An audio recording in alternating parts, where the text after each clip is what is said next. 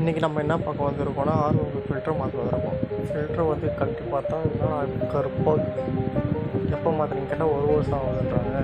தயவு செஞ்சு இந்த ஃபில்டர்லாம் வந்து 3 மாதத்துக்கு ஒரு டைம் க்ளீன் பண்ணுங்கள், இல்லைன்னா மாற்றிக்கிட்டு சரிங்களா.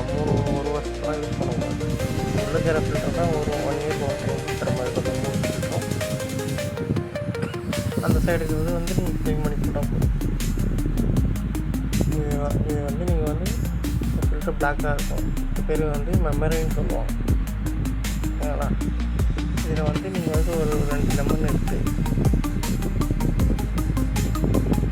இந்த மாதிரி நல்லா தேய்ச்சி உள்ள வந்து கட் பண்ணி புழிஞ்சு விட்டிங்கன்னா அதுவே ஃபில்டர் ஆகிட்டு நல்லா க்ளீன் ஆகிடும். அது ஓகேங்களா. இதெல்லாம் மாற்ற தேவையில்லை, ரொம்ப ஹார்டாக தான் மாற்றுற மாதிரி இருக்கும்.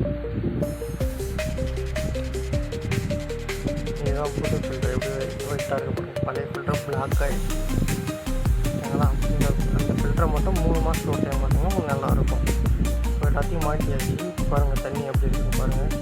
இது வந்து ஃபில்டராக கீழே வர வேஸ்ட் தண்ணி பாருங்கள். இந்த மாதிரி லெமன் ஜூஸ் மாதிரி வருது. இதெல்லாம் குடிச்சா என்ன வருது தெரியல. இப்போதான் ஃபில்டராகி தண்ணி க்ளீனாக வருது.